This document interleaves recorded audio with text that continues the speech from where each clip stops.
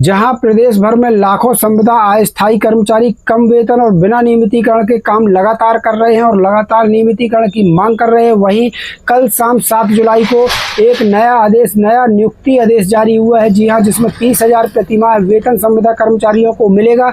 लेकिन इस आदेश के साथ 18 अनुबंध की शर्तें भी जारी की गई हैं और वो शर्तें बेहद महत्वपूर्ण है, क्योंकि उन्हीं शर्तों के बीच में पूरा राज जो है वो छुपा होता है। तो आज चलिए आपको पूरा संविदा अस्थायी कर्मचारियों का जो कल शाम यानी 7 जुलाई को नया नियुक्ति आदेश जारी हुआ है, उसके साथ कौन कौन सी वो 18 शर्तें जारी हुई हैं, क्या खास है उन 18 शर्तों पर पूरा आदेश दिखाते हैं आपको। एक एक शर्त आपका जानना बेहद जरूरी है। 30,000 प्रतिमाह किन संविदा अस्थायी कर्मचारियों को वेतन मिलेगा, ये भी जानना जरूरी है। तो सीधे चलिए पूरा आदेश दिखाते हैं। आदेश आया है मध्य प्रदेश के स्वास्थ्य विभाग ने आदेश जारी किया है। मध्य प्रदेश से बड़ा आदेश आया है।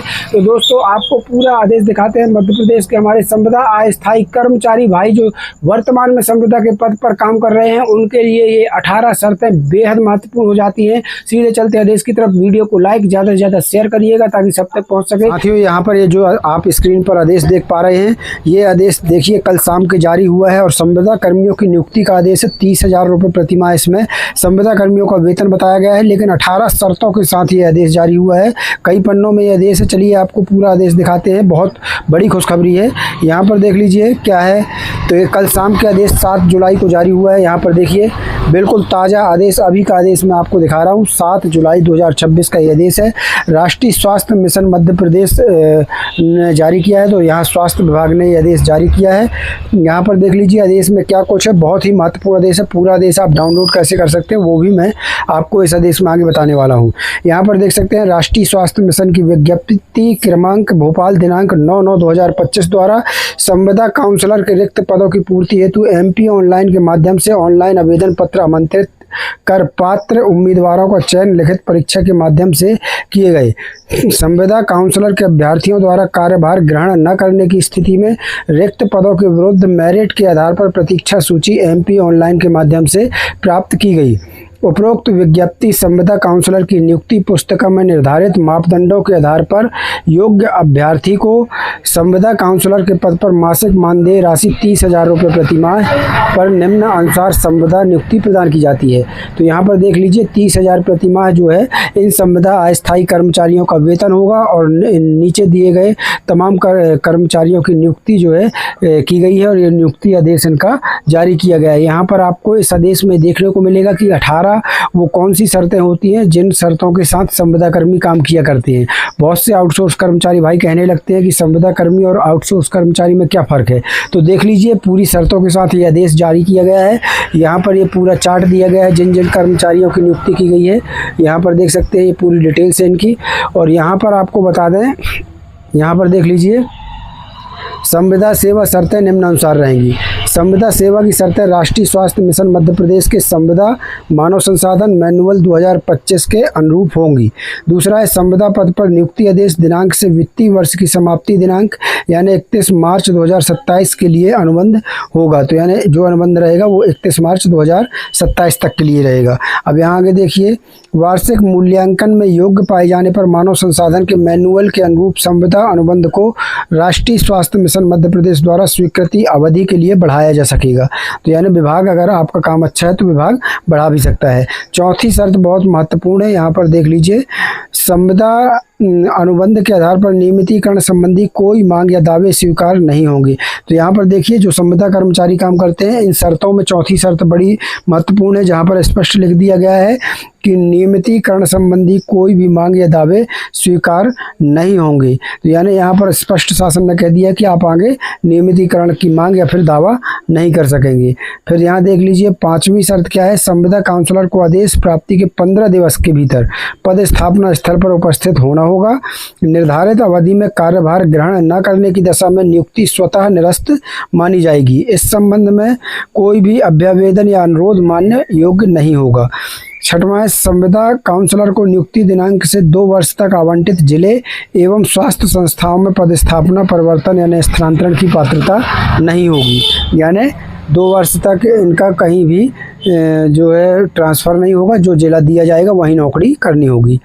फिर है संविदा काउंसलर को उपस्थिति पश्चात 7 दिवस के अंदर जिला मेडिकल बोर्ड का फिटनेस प्रमाण पत्र जो है अनिवार्य रूप से जमा करना होगा। यहाँ पर स्पष्ट लिखा है। 8वीं शर्त क्या है? यदि अपरिहार्य स्थिति में पदभार ग्रहण करने में विलंब होता है तो संविदा काउंसलर द्वारा मिशन संचालक राष्ट्रीय स्वास्थ्य मिशन से अनुमति प्राप्त करनी होगी। संविदा काउंसलर गैर न्यायिक बंध पत्र जिसकी राशि मध्य प्रदेश शासन के नवीनतम दिशा निर्देशों के अनुरूप होगी पर अनुबंध निष्पादित किया जाना होगा। यानी अनुबंध जो है, जो संविदा कर्मचारी हैं वो जो अनुबंध जिस पर लिखा जाएगा वो संविदा काउंसलर गैर न्यायिक बंध पत्र रहेगा, जिसकी राशि जो है मध्य प्रदेश शासन के नियम के अनुसार होगी। फिर 10वां है, प्रथम संविदा पर चिकित्सीय जांच नियुक्ति के समय अभ्यर्थी द्वारा मेडिकल फिटनेस हेतु स्वयं के व्यय पर जिला चिकित्सालय बोर्ड का चिकित्सा प्रमाण पत्र प्रस्तुत करना अनिवार्य होगा। चिकित्सा बोर्ड द्वारा किए गए चिकित्सीय परीक्षण में उपयुक्त पाए जाने पर ही संविदा नियुक्ति वैध होगी। यानी आपका एक कहना चाहिए मेडिकल प्रमाण पत्र भी आपका लगेगा। अनुबंध उपरांत संविदा काउंसलर को उनके पदस्थापना स्थल पर निवास करना अनिवार्य होगा, मतलब जहां आपको ज्वाइनिंग दी जाएगी वहीं रहना पड़ेगा। संविदा काउंसलर को शासन के समस्त राष्ट्रीय कार्यक्रमों के संचालन में सक्रिय रूप से भाग लेना होगा। ऐसे कार्यक्रमों में भाग नहीं लेना कदाचार माना जाएगा। फिर 13वां है, महंगाई एवं अन्य भत्ता, गृह भाड़ा भत्ता, चिकित्सा भत्ता, वाहन भत्ता की सुविधा नहीं होगी। TDS कटौती संविदा कर्मचारी की मासिक मानदेय राशि में से देय आयकर हेतु प्रतिमाह TDS कटौती किया जाएगा। यहाँ पर साथियों 15वीं शर्त है कि संविदा काउंसलर द्वारा कदाचरण करने अथवा किसी आपराधिक कृत्य में लिप्त होने पर संविदा नियुक्ति समाप्त की जा सकेगी। मतलब अगर आप किसी भी आपराधिक कोई भी कृत्य होता है उसमें लिप्त होते हैं तो फिर आपकी नौकरी चली जाएगी। 16वां है, संविदा काउंसलर राष्ट्रीय स्वास्थ्य मिशन मध्य प्रदेश द्वारा प्राधिकृत अधिकारी के प्रशासकीय नियंत्रण के अधीन होंगी। 17वां है, मुख्यालय छोड़ने की स्थिति संविदा काउंसलर द्वारा लिखित पूर्वानुमति सक्षम अधिकारी से प्राप्त की जाना होगी। फिर लास्ट 18वीं शर्त क्या है वो देख लीजिए, बहुत ज़रूरी है।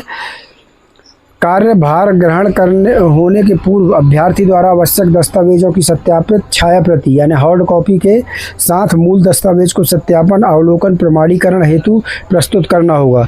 दस्तावेज प्रस्तुत न करने, परीक्षण के दौरान अथवा नियुक्ति अनुबंध उपरांत दस्तावेज के असत्य कुटरचित पाए जाने पर अभ्यर्थी की नियुक्ति बिना किसी सूचना के तत्काल रद्द कर दी जाएगी और उनके विरुद्ध कानूनी कार्रवाई प्रस्तावित की जाएगी। मिशन संचालक NHM द्वारा अनुमोदित ये आदेश है, डिजिटल साइनेड वाला आदेश है। यहाँ पर देख सकते हैं दिशा प्रणय नागवंशी हैं अपर मिशन संचालक राष्ट्रीय स्वास्थ्य मिशन मध्य प्रदेश की, उनके यहाँ पर दस्तखत है, डिजिटल साइनेड वाला आदेश है और तमाम संबंधित अधिकारियों को कार्यालय को ये आदेश जो है भेज दिए गए हैं। ये पूरा आदेश हमारे टेलीग्राम व्हाट्सएप ग्रुप चैनल में अपलोड हमने कर दिया है, आप चाहें तो वहाँ से डाउनलोड कर सकते हैं, लिंक वीडियो के डिस्क्रिप्शन में आपको मिल जाएगी। तो साथियों ये बड़ा आदेश था जहाँ 30,000 प्रति माह पर जो है लगभग 6 संविदा कर्मियों की नियुक्ति यहाँ पर कर दी गई है, जिनका वेतन 30,000 प्रति माह होगा। 18 शर्तों के साथ इनको काम करना होगा। तो दोस्तों मिलते हैं नई अपडेट के साथ, नई जानकारी के साथ, तब तक के लिए धन्यवाद। जय भारत, जय हिंद।